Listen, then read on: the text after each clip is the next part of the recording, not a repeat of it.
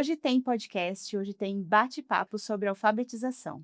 Seja muito bem-vindo ao HTPC Cast. Eu sou Renata Piassi, diretora pedagógica das Soluções Moderna, e vou acompanhar você nesta e nas próximas conversas sobre os temas que mais mobilizam a educação pública. E antes de entrarmos no tema de hoje, eu preciso agradecer a todos vocês. O nosso episódio de estreia sobre TEA e TDAH foi um sucesso. Alcançamos mais de 3.000 visualizações e 200 novos inscritos no nosso canal. Muito obrigada por cada curtida, compartilhamento e por cada comentário. Hoje o tema é um dos pilares da educação básica, a alfabetização. Falar em alfabetizar bem, na idade certa, é falar sobre o direito de cada criança de aprender a ler e escrever e sobre um dos maiores desafios enfrentados por professores e redes de ensino em todo o Brasil. Por isso, hoje vamos conversar sobre os desafios reais da alfabetização e, principalmente, sobre os caminhos possíveis para enfrentá-los. Vamos lá, sejam muito bem-vindas. Eu quero começar aqui tendo a alegria de receber a professora Giovana Cristina Zen, pedagoga, psicopedagoga, com mestrado em educação pela UNEB, doutorado em educação pela UFBA e pós-doutorado em alfabetização pelo Sinvestav, no México, sob a orientação da professora Emília Ferreiro. É professora da FACED, da UFBA, lidera o grupo de estudos e pesquisas Alice e preside a rede latino-americana de alfabetização. Quanta coisa! Giovana, seja muito bem-vinda. Prazer estar aqui. Muito bom. Prazer é todo nosso em recebê-la. E também temos a grande satisfação de receber a Aline Amorim Marques, secretária adjunto de Educação e Ações Educacionais de Guararema, em São Paulo. Guararema é hoje referência nacional em alfabetização. A rede recebeu o selo ouro do Compromisso Nacional da Criança Alfabetizada do Ministério da Educação. Tem o melhor índice de alfabetização da região metropolitana de São Paulo e chegou a 7,9 no IDEB, o melhor resultado da cidade nos anos iniciais. Aline, seja muito bem-vinda, como sempre. A Aline é uma grande querida. Muito obrigada, Renata. É um prazer estar aqui representando Guararema para conversar sobre um tema tão importante que é a alfabetização. Muito bom. E que a gente tem muito a contribuir aqui, vocês têm muito a contribuir sobre esse tema, né? Com certeza. Então vamos lá, eu vou começar. Queria começar aqui pela Giovana, e a gente pensar um pouquinho. Quando a gente fala em alfabetização, muitas vezes a gente associa apenas a decodificar letras e sons. Nem sei se a gente está mais tanto nessa situação, porém, a gente já entende hoje, as pesquisas e todos os estudos já nos mostram que alfabetizar envolve muito mais que isso, né? Envolve a criança se apropriar da leitura e da escrita como práticas de sentido, presentes na vida real dessa criança. Como é que você falaria hoje para a gente? Como é que você explica hoje, Giovana, o que é alfabetizar? E por que essa compreensão mais ampla é tão importante para os professores e para as redes de ensino um todo? Sua pergunta já trouxe muitas respostas, né? Porque, de fato, há mais de 40 anos já que nós sabemos que a escrita não é um código de transcrição dos sons, né? As pesquisas da Emília Ferreira e da Ana Teberoski indicaram isso, né? De que não só como as crianças aprendem, mas também do que é a escrita, né? A escrita é um objeto cultural complexo, né? Historicamente construído, socialmente situado, né? E aprender a ler e escrever não significa transformar letras e sons ou sons e letras, como a gente chamava, ainda chama até hoje, de decodificar ou codificar, né? Aprender a ler e escrever significa poder ter o direito de participar de práticas sociais de leitura e de escrita, né? Isso inclui compreender o funcionamento do sistema de escrita, mas não se reduz a isso, né? A gente tem no Brasil uma fragmentação aí que reduz o conceito de alfabetização ao funcionamento do sistema de escrita. E a gente precisa ampliar isso, né? Precisa entender que estar alfabetizado não significa somente compreender como funciona o sistema de escrita, né, mas estar alfabetizado significa participar, né, de diferentes práticas sociais de leitura e escrita que compõem o nosso contexto social, né. Eu acho que durante muito tempo a gente ficou buscando um equilíbrio entre tudo isso, porque na verdade é Uhum, encontrar um equilíbrio, né? uhum, Não se pode deixar certas uhum, práticas, mas também não pode só se fixar em outras. E eu uhum, acho que esse é é a grande questão, mas ainda a gente percebe que tem muitas vezes as práticas, na uhum, verdade, elas refletem um outro modo de olhar que ainda não consegue equilibrar, né? uhum, Essa é uma questão muito importante. E essa compreensão mais ampla, né, uhum, esse oferecer esse espaço para a criança que é muito maior do que só uhum, decodificar, mas que não uhum, deixa de decodificar também, né, também nos ajuda a entender porque tantas redes em contextos muito diferentes, né, porque a gente uhum, tem um Brasil gigante, com práticas diferenciadas, muita uhum, coisa acontecendo e muitos contextos diferentes. Eu acho que essa é uma grande dificuldade do uhum, professor, né, de uhum, conseguir ajustar, né. Eu sempre fico pensando, as crianças vêm com histórias diferentes, com vidas diferentes, de lugares diferentes. Não dá uhum, para a gente querer que todos aprendam do mesmo uhum. jeito, Claro, né. Uhum. Cada claro. um leva essa história para o seu Uhum, modo de aprender, né.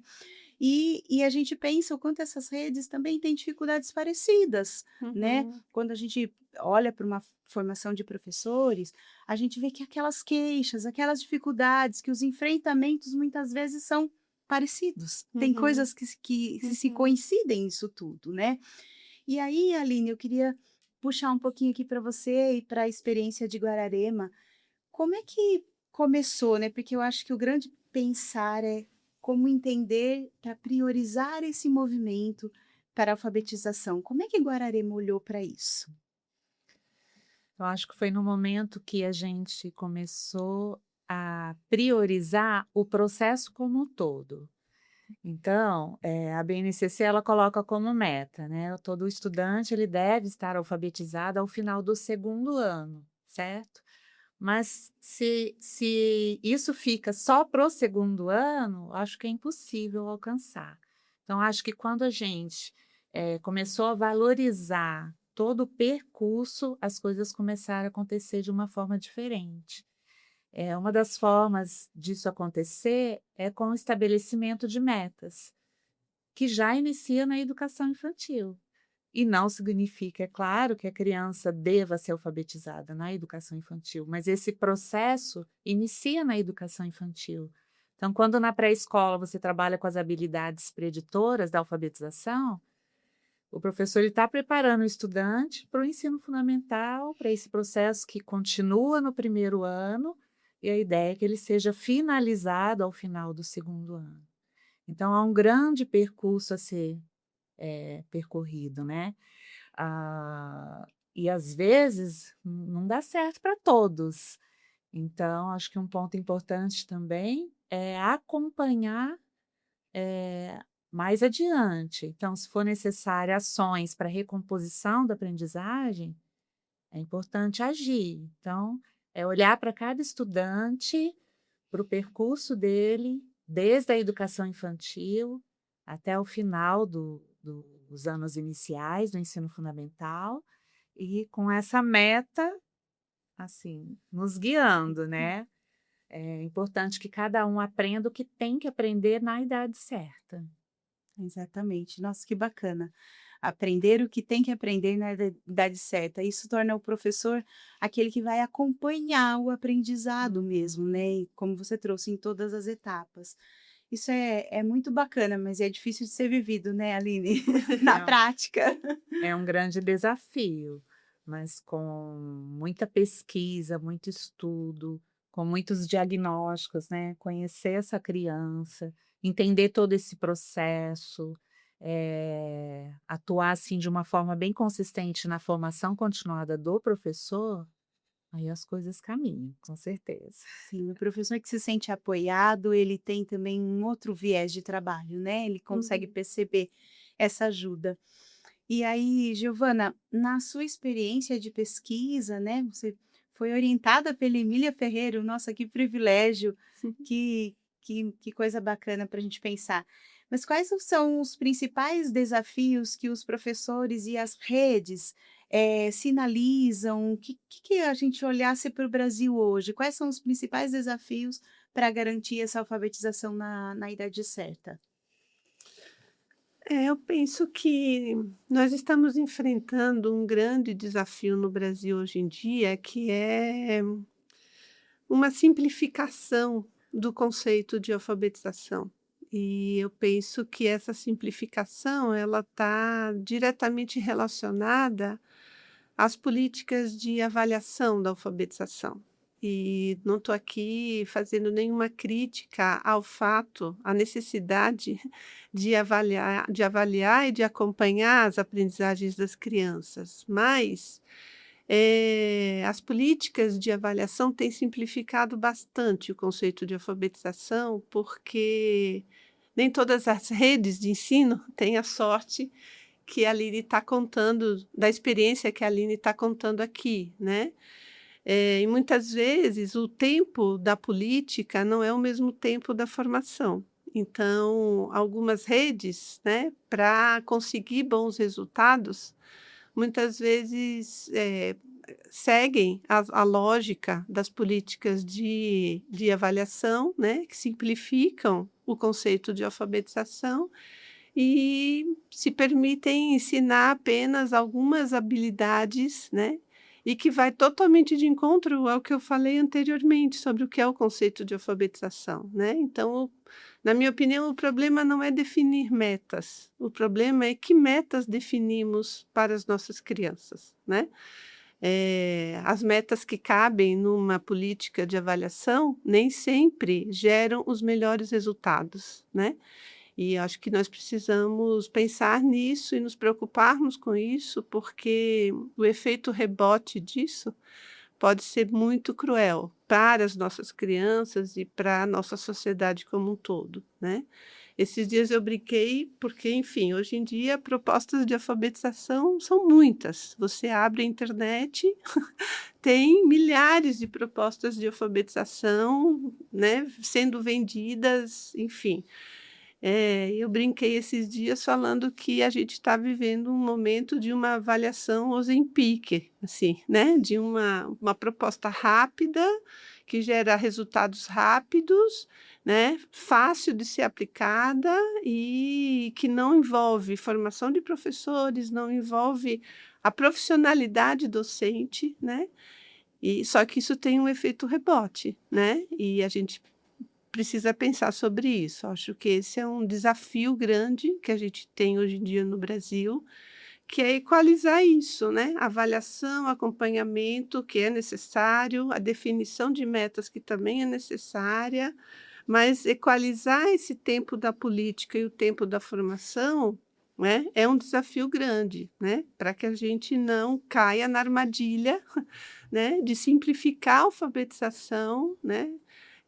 A tal ponto que a gente possa comprometer a vida, né, das nossas crianças, né, nisso que eu falava antes, né, que é a grande função da alfabetização, é garantir o direito delas de poderem participar plenamente, né, das práticas sociais de leitura e de escrita. Muito bom. E esses desafios que você traz, com certeza, né, aparecem no dia a dia da escola, porque o Uhum, professor, ele precisa olhar para aquilo que faz sentido, para o que faz uhum, sentido para a sua turma, para as suas turmas, né? uhum, Muitas vezes o professor tem mais que uma turma, e aí pensar de uma maneira que ele possa olhar individualmente para o percurso de aprendizagem da sim, criança. Eu sempre gosto muito de falar de alfabetização e pensar no ato, na vivência da criança, né, acompanhar o percurso, olhar uhum, para aquilo que ela faz, olhar para que momento que ela está, fazer as inferências necessárias. uhum, Parece mais simples do que muitas uhum, vezes a gente fica, encaixando em determinado método, determinada concepção. Isso de repente é claro que as nossas práticas refletem a nossa concepção, isso, Uhum. né? Porém, a gente precisa olhar mais para a criança, olhar mais Uhum. para a aprendizagem da criança. Uhum. Você tem ali uma criança que precisa de, em algum momento, você precisa descobrir aonde é que ela precisa de auxílio para progredir, Uhum. né? As crianças gostam de Uhum. aprender, gostam, né? Se a gente olha uma criança em fase de alfabetização, eles gostam, eles ficam felizes quando eles Uhum. alcançam o resultado. Então, é Uhum. olhar para isso, né? Para o Uhum. percurso da criança, para esse olhar individualizado.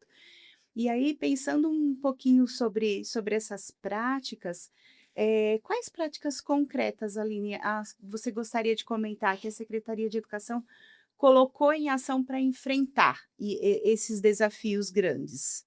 Sim.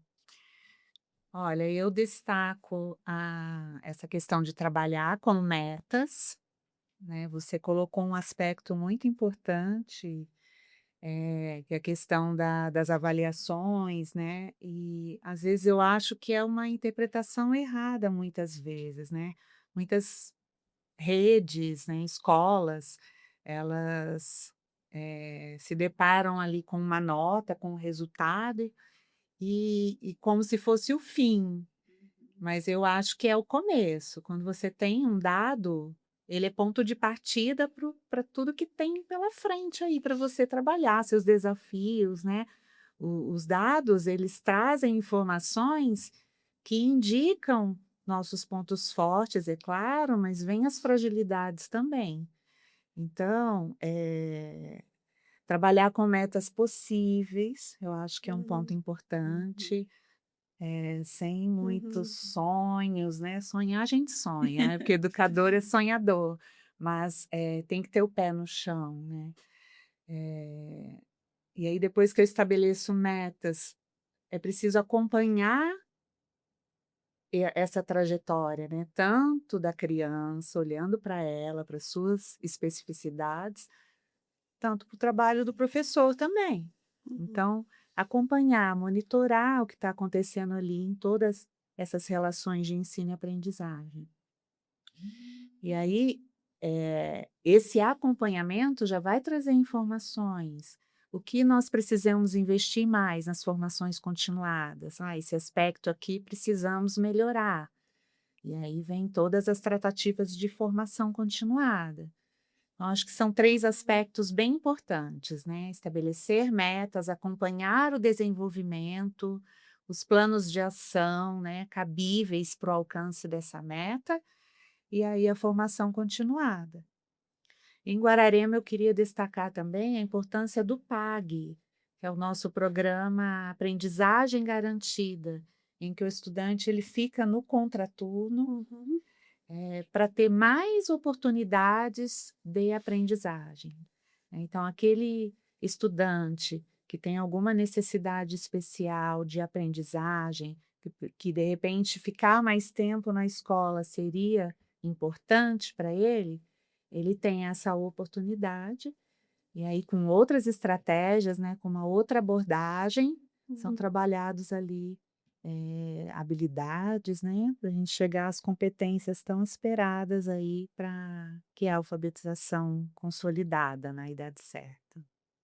São muitas ações, né, Aline? É um Sim, plano mesmo, né? E aí você tocou no assunto da formação dos professores e esse acompanhamento. É, como é que isso se dá na prática, assim? São ações ou são através da formação? Como é que vocês colocam isso no dia a dia do professor? sim. A formação continuada, ela vem trabalhar geralmente estratégias que são relevantes, que são importantes, para que a criança se desenvolva. E aí o monitoramento, né, tanto da equipe pedagógica da Secretaria de Educação, quanto das equipes gestoras também, o coordenador pedagógico, o diretor de escola, está todo mundo ali acompanhando, monitorando esse processo de ensino e aprendizagem, e reavaliando sempre que possível. E eu Uhum. acho isso muito importante também, reavaliar. Olha, está dando certo? Vamos continuar. Olha, aqui houve uma barreira, aconteceu algo aqui que a gente precisa rever. E aí é revisto, é discutido, novas formações são propostas. Então é um processo que eu vejo que ele é cíclico, né.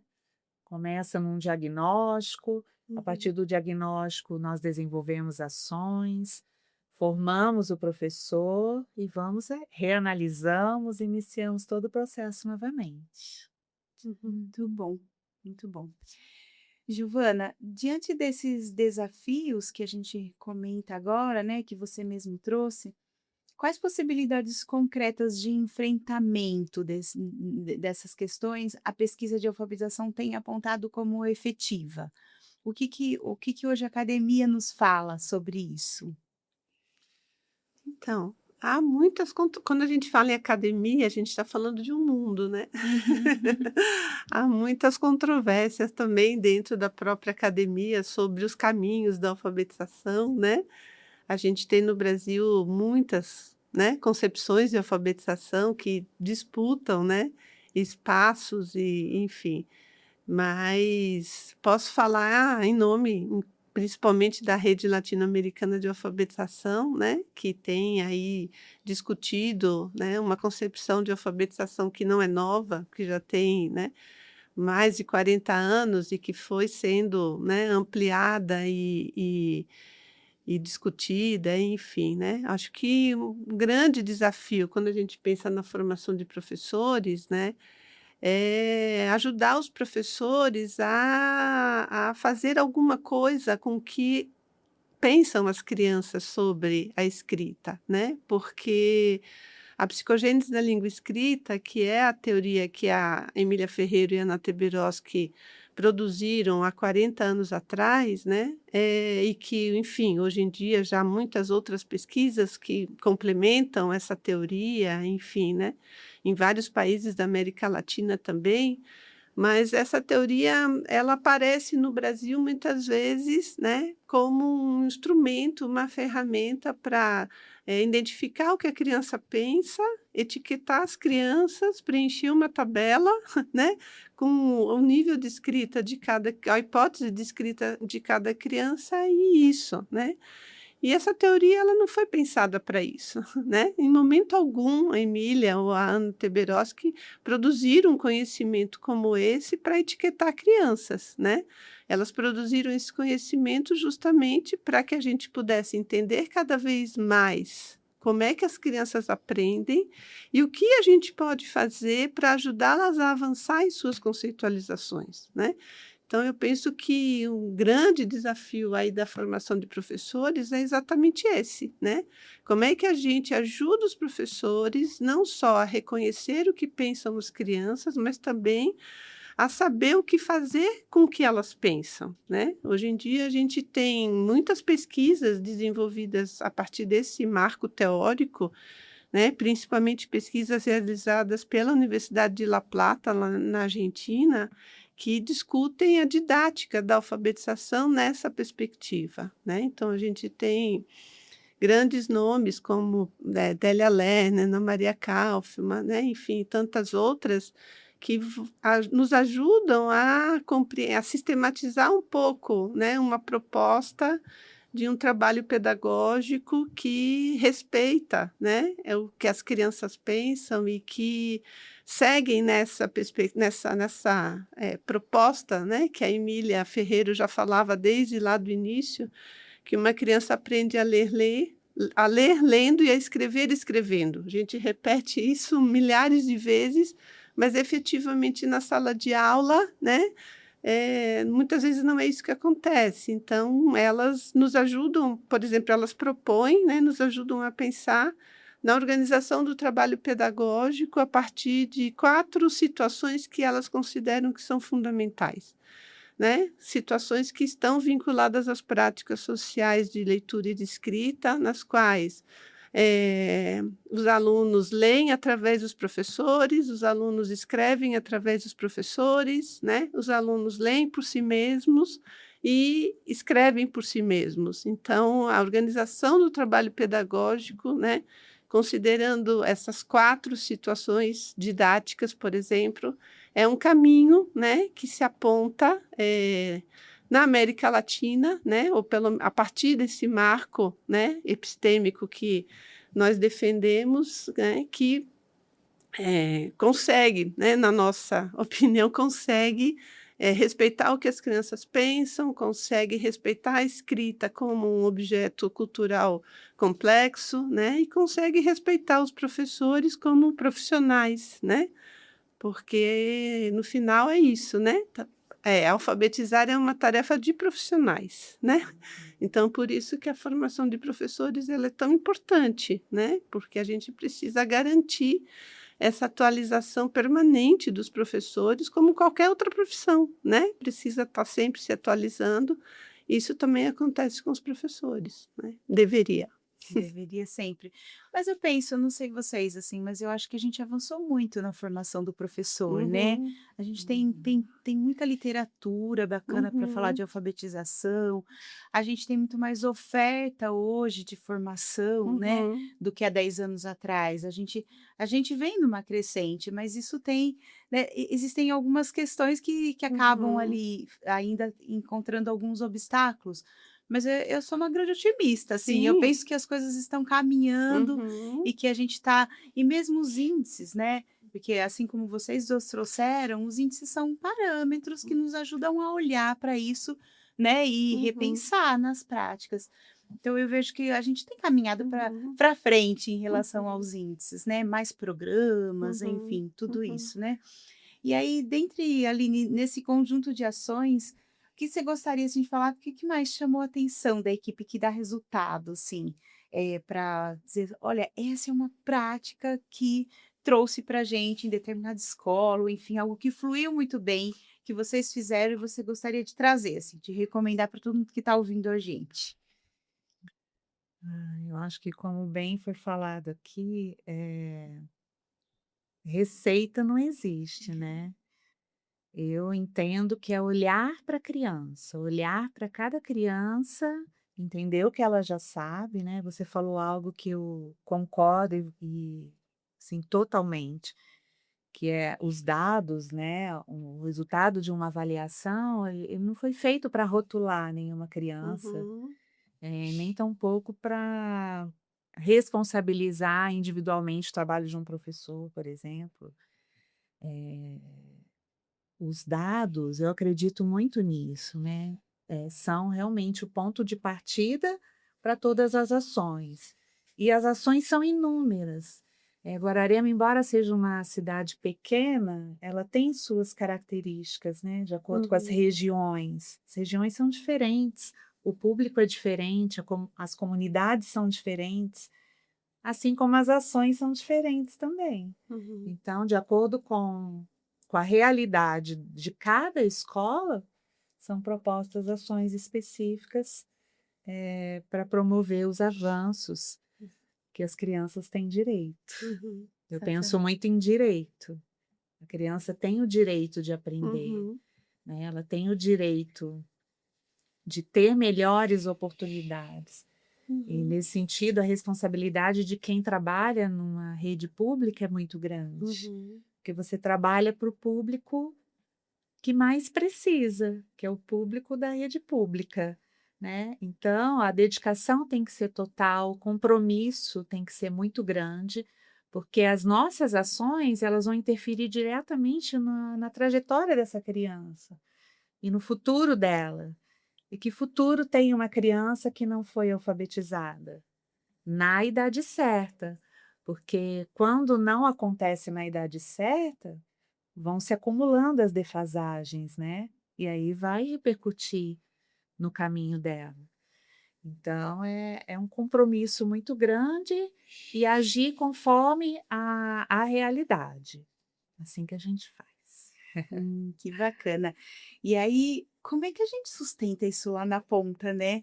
Você está falando assim, eu pensando, né, no dia a dia de uma sala de aula, dos uhum, professores, porque assim, a gente tem um conteúdo para dar conta, né? Estou trabalhando aqui como um professor pensaria, né? Porque Uhum. muitas vezes ações diferenciadas, mesmo que tenham um objetivo importante, um objetivo da rede, às vezes o professor sente, parece que é algo a mais para ele fazer, né? É algo que Uhum. ele. Como é que a gente faz com que isso se sustente, né? Porque vejo que isso tem que ser colocado dentro da prática, né? Ele Uhum. precisa aprender a fazer isso espontaneamente, que cada atitude, que cada conteúdo, que cada reflita, né? Mas como é que a gente sustenta isso? É um desafio, Aline? Ou a rede de Guararema foi lidando com isso e já está engajada nessas questões? Na minha visão, já é uma cultura da rede municipal de Guararema. Uhum. Então, e há um apoio muito grande, né, da Secretaria Municipal de Educação para que as escolas desenvolvam esse trabalho. Então, eu acho que quando as pessoas se sentem apoiadas, quando o professor ele sente que ele não está sozinho, ele tem apoio, tem recursos, investimentos para que as coisas fluam, para que as coisas aconteçam. Então, ninguém está sozinho, um Uhum. pega na mão do outro e vai, o professor, a equipe gestora, a Secretaria de Educação. Nós temos uma proximidade muito grande com cada professor, com cada aluno. Então, esse trabalho aí, interdisciplinar, esse trabalho Em em conjunto mesmo, conjunto, né? isso aí eu acho que dá uma segurança Uhum. e com a continuidade disso ao longo dos anos, virou Uhum. cultura. Eu falo, não tem Uhum. mais volta, gente. É só olhar para frente aí e buscar cada vez mais avanços. E aí é uma responsabilidade muito grande, né? Muito grande. Mas estamos aí. Eu penso que bons resultados, na verdade, e ouvindo a sua fala, não se sustentam, na verdade, de iniciativas isoladas, né? Hum. São Uhum. vários compromissos, né? E que são construídos de forma que os professores são envolvidos, as famílias são envolvidas, né? Uhum. E se torna uma cultura mesmo, né? Da própria rede. Giovana, antes da gente ir para a nossa reflexão final, eu queria fazer aqui uma pergunta para você.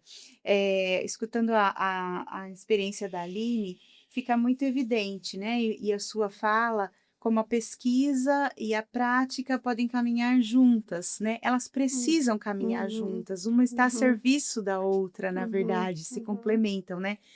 Do ponto de vista da pesquisa mesmo, isso se confirma? É possível a gente caminhar junto, com prática, Uhum. como é que você olha para essa questão? Eu penso que, ouvindo a Aline aqui, né, eu lembrei da minha própria pesquisa de doutorado, que foi com um município no interior da Bahia chamado Boa Vista do Tupim, que nos anos 2000 tinha condições socioeconômicas muito adversas, né? E só para ter uma ideia, somente 30% da população estava acima da linha de pobreza.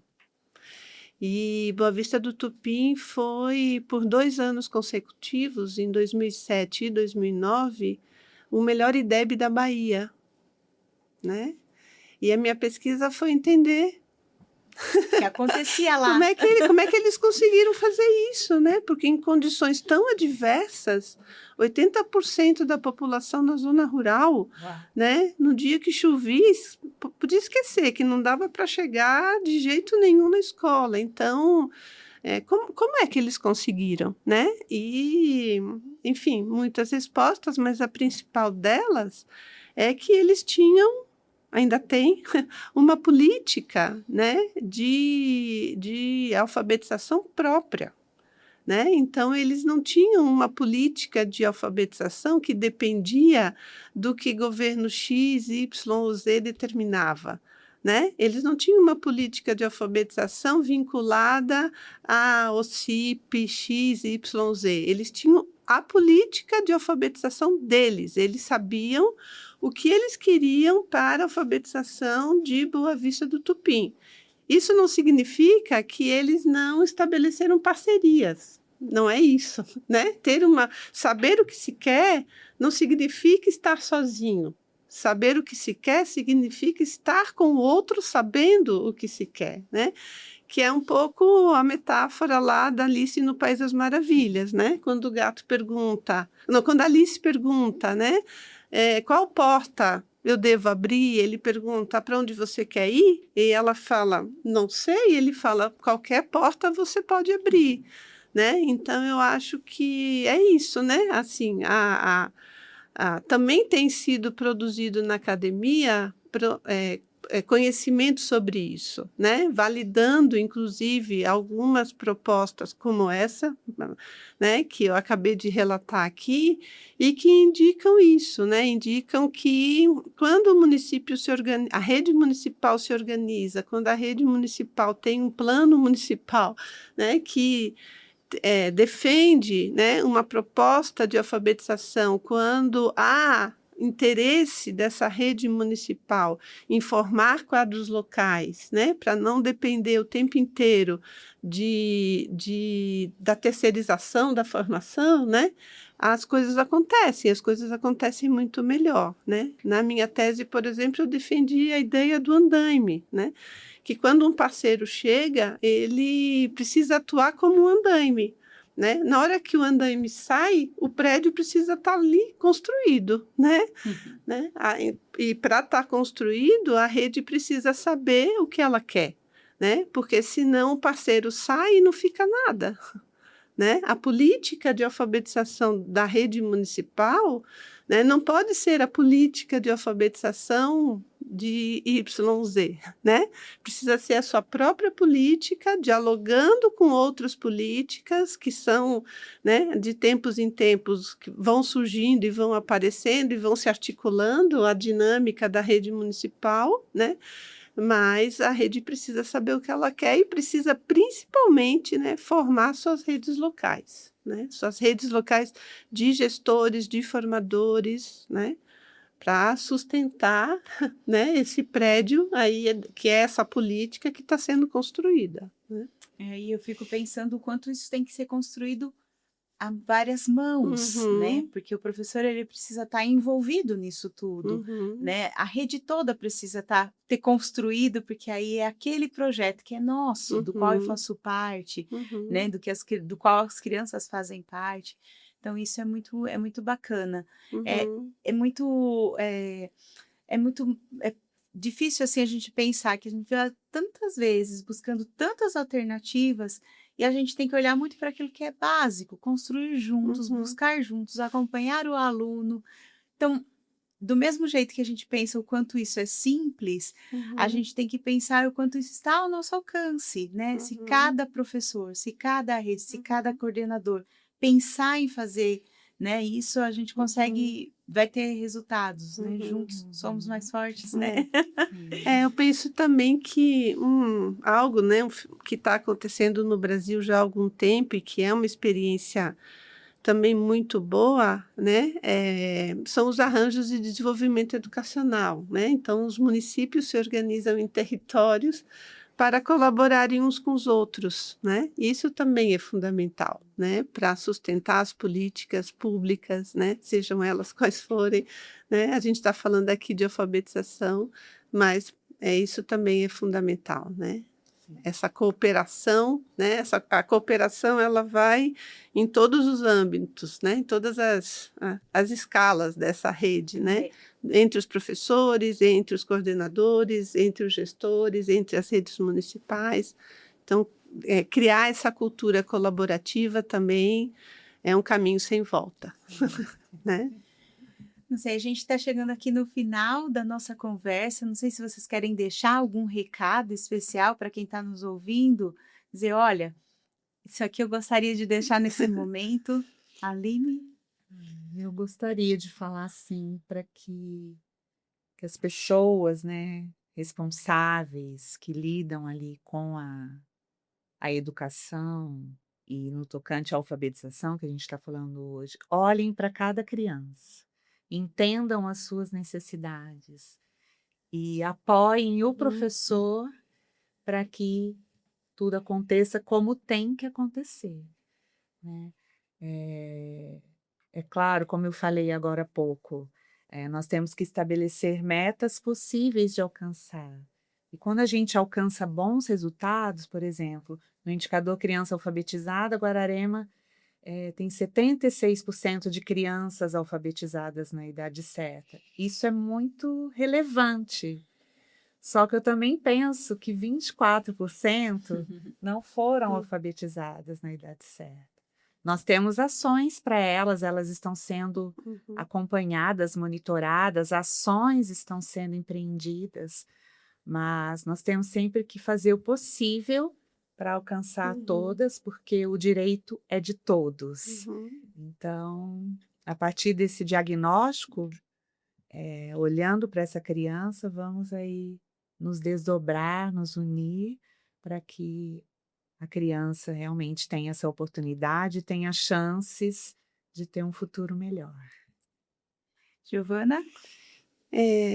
Você perguntou do que a gente gostaria de dizer agora no final, e eu lembrei da Emília, né? Lembrei que quando nós decidimos reeditar a Rede Latino-Americana de Alfabetização, nós ligamos para ela pedindo autorização, né?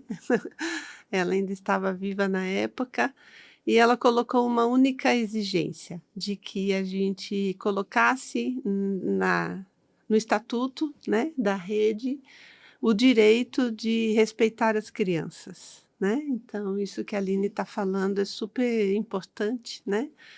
E é isso, né, que eu gostaria de deixar como últimas, né, palavras, essa importância, né, da gente respeitar o que as crianças pensam sobre a escrita, né? Porque quando uma criança elabora uma hipótese sobre a escrita, ela não está só elaborando uma hipótese sobre a escrita, ela está elaborando uma hipótese sobre si mesma, né? Ela está elaborando uma hipótese sobre como se pode atuar nesse mundo, né? De como se pode ampliar as relações sociais através da linguagem escrita, né? É por isso que uma criança deseja se alfabetizar, né? Não há pela criança um interesse genuíno pelo sistema de escrita, né? A criança deseja compreender o sistema de escrita porque ela deseja ampliar as formas de relação social que ela tem pela linguagem escrita. Então, gostaria de dizer isso, né? Que a gente siga respeitando as crianças, né? Que a gente siga valorizando o que elas pensam, né? E que a gente siga ajudando os professores, né, cada vez mais a oferecer, né, boas condições de aprendizagem para as crianças. Muito bom. Que bate-papo rico a gente teve hoje. Falamos sobre os principais desafios enfrentados por professores e as redes de ensino no processo de alfabetização e como enfrentá-los. A experiência de Guararema nos mostra que é possível alcançar ótimos resultados através de uma gestão comprometida, professores bem formados e uma intencionalidade pedagógica que coloca cada criança no centro do processo de aprender a ler e escrever. Agradeço imensamente a professora Giovana Zen por compartilhar seus conhecimentos e a sua trajetória de pesquisa. Muito obrigada, professora. Agradeço também a Aline Amorim Marques por trazer a experiência da Rede de Guararema. Muito obrigada a você também que nos acompanhou em mais um episódio do HTPC Cast. E se você gostou do nosso bate-papo, se inscreva no nosso canal, dê um like e nos siga nas redes sociais para não perder nenhum episódio. Até o próximo!